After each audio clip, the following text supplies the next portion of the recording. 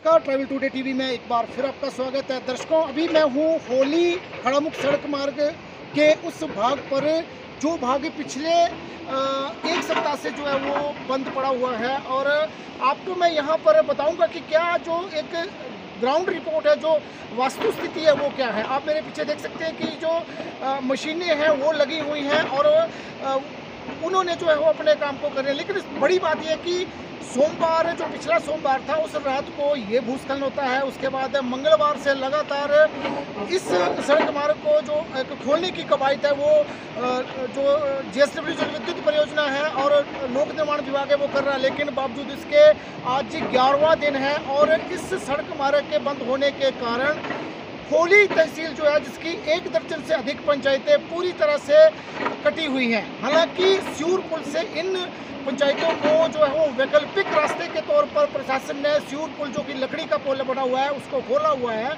लेकिन जो रोजमर्रा में इस्तेमाल होने वाली वस्तुएं हैं, उनकी जो कमी है वो लगातार होली बाजार में सामने आ रही है और लोगों को जो है अब खाने पीने की वस्तुओं के भी जो है वो लाले पड़ने वाले हैं। ये खबर का पहला पहलू है। और दूसरा जो पहलू है वो ये है कि 11 दिन से ये सड़क मार्ग बंद है और होली तहसील की करीब 15 पंचायतों के लोगों ने, जिन लोगों ने अपने जो घरों के निर्माण की कवायद जारी की हुई थी, उनकी कवायद जो है वो बंद पड़ गई है। बंद इसलिए पड़ गई है क्योंकि ना तो उन्हें सीमेंट मिल रहा है, ना सरिया मिल रहा है, और दूसरी जो भवन निर्माण सामग्री है वो भी उनके पास से समाप्त हो गई है। इसके अलावा बात करें दूसरी जो सप्लाई है, जैसे दूध जाता था, ब्रेड जाते थे, या फिर दूसरी जो रोज़मर्रा की ज़िंदगी में जो इस्तेमाल होने वाली वस्तुएं हैं वो पूरी तरह से समाप्त हो गई है। क्योंकि जिस स्यूर पुल की बात हम कर रहे हैं, उस स्यूर पुल से मात्र खाली जो वाहन है उनको, वो भी जो है वो चौपहिया अल्टो कार हो गई या फिर जो छोटे वाहन है उनको ही जाने की अनुमति है। इसके अलावा कोई भी जो वाहन है वो वहाँ से भी पार नहीं जो परमिशन है वो उसकी नहीं है।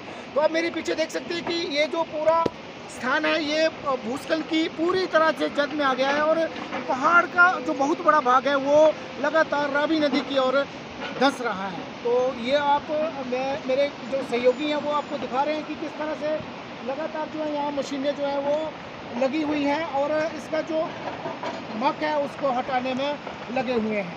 तो ये एक ग्राउंड रिपोर्ट है। और जहाँ तक बात प्रशासन की करें तो प्रशासन आज जिलाधीश जो है वो चंबा के उपायुक्त महोदय जो है वो यहाँ आए हुए थे। भरमौर में उनका चुनावी रिहर्सल का कार्यक्रम था, तो वहाँ उन्होंने भाग लिया। उसके बाद उन्होंने यहाँ जो दुंदा पुल है वहाँ पर आकर यहाँ की जो स्थिति थी उसको जाना। उसके बाद उन्होंने जो वैकल्पिक पुल जो लकड़ी का स्यूर पुल जो दिया है प्रशासन ने, वहाँ भी उन्होंने दौरा किया है। और प्रशासन अपनी तरफ से दे रहा है पूरी तरह से जो लगा हुआ, जिसमें जितना वो कर सकता है। लेकिन बड़ी बात यह है कि इतना बड़ा भूस्खलन यहाँ हुआ कैसे, क्योंकि लोग कहीं ना कहीं इस मामले में जो है वो जल विद्युत परियोजना जिसका निर्माण कार्य यहाँ चला हुआ है उसको जो है वो कसूरवार ठहरा रहे हैं।